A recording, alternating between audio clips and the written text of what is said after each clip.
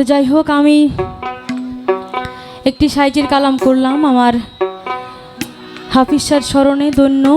তো আমি আরেকটি সাইজের কালাম করব। যেনারা এসেছেন শ্রোতাবৃন্দ, এত সুন্দর পরিবেশ দিয়ে গান শুনছেন, সকলের প্রতি আমার ভক্তি। তো আমি আরেকটি সাইজের কালাম করছি, আশা করি ভালো লাগবে। ভুল ত্রুটি মার্জনীয়। ধন্যবাদ।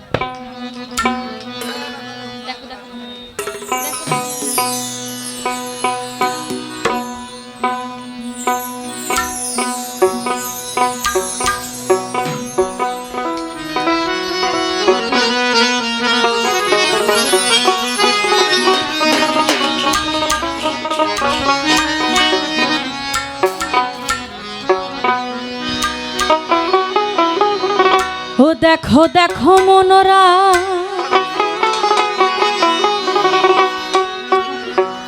ও চাঁদ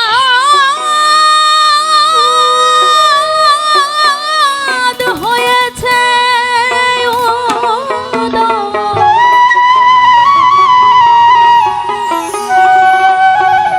কি আনন্দময় সাধু এই সাধবাজারে।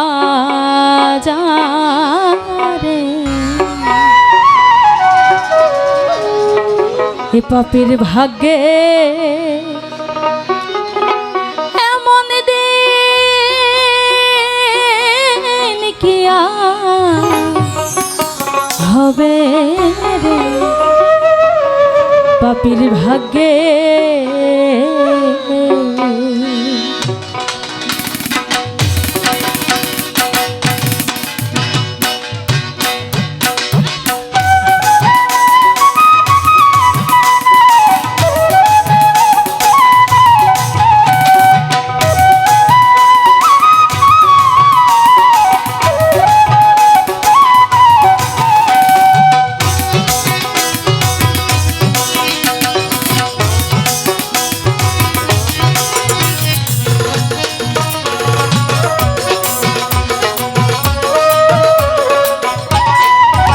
দেখো দেখো মনোরা হয়েছে উদয়, দেখো মনোরা হয়েছে উদয় কি আনন্দময় সাধুর সাধবাজারে।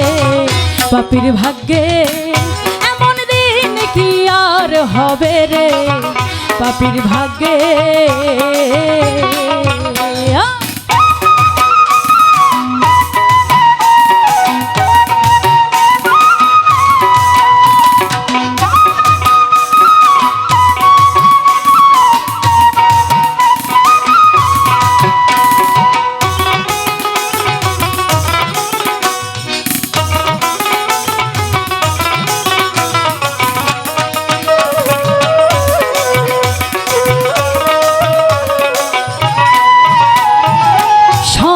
রে সে সাধুর বাজার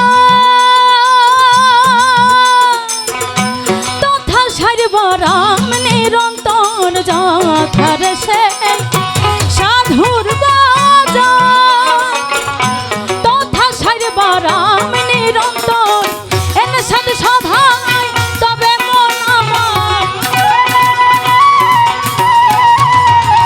এনে সাধু সভায় তবে মন আবার যেন ফেরে ফেলিস না রে, পাপীর ভাগ্যে এমন দিন কি আর হবে রে, পাপীর ভাগ্যে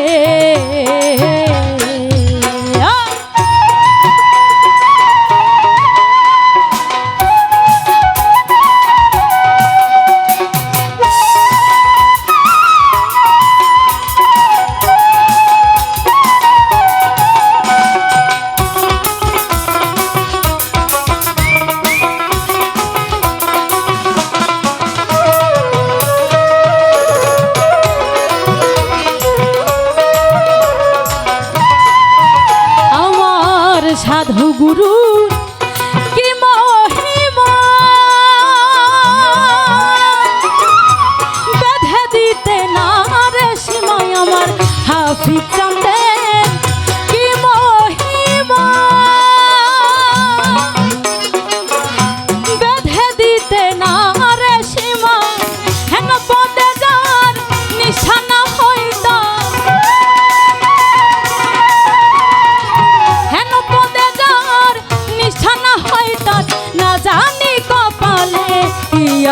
রে পাপির ভাগ্যে, এমন দিন কি আর হবে রে পাপির ভাগ্যে।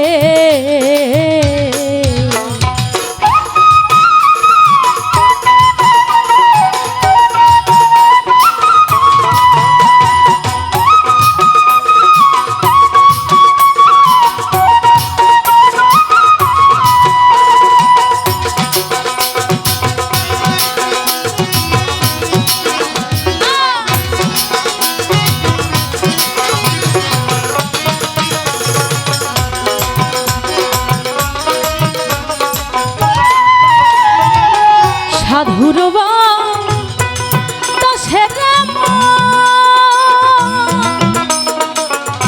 বনের কাষ্ঠ হয় রে চন্দন।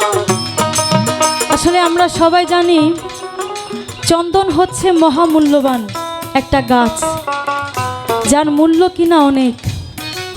তো একটা সাধু গুরুর পরশে যদি একটা বনের কাঠ চন্দন কাঠ হয়ে যেতে পারে, তদ্রূপ আমি যদি আমার গুরুর ছোঁয়া পাই, আমার গুরুর সংস্পর্শে এসে একটু যদি দয়া পাই, তাহলে আমার জীবনটা ধন্য হয়ে যাবে।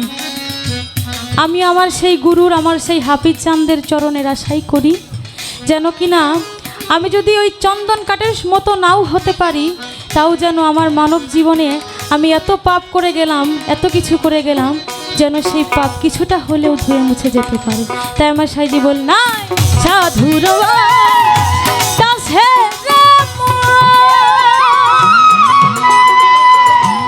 বনের কাষ্ঠ হয় রে চন্দন, সাধুর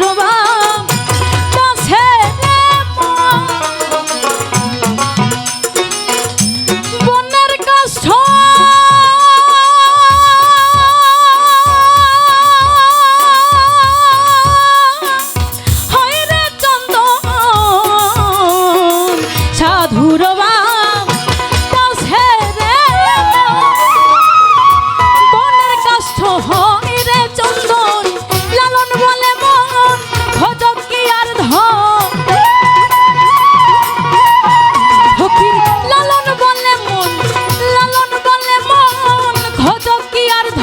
সাধুর সঙ্গে রঙে বেশ ধরো রে পাপির ভাগ্যে, এমন দিন কি আর হবে রে পাপির ভাগ্যে। দেখো দেখো মনোরা হয়েছে উদয়, দেখো মনোরা হয়েছে উদয়, কি আনন্দময় সাধুর সাধ বাজারে পাপির ভাগ্যে, এমন দিন কি আর হবে রে পাপির ভাগ্যে, এমন দিন কি আর হবে রে পাপির ভাগ্যে, এমন দিন কি আর হবে।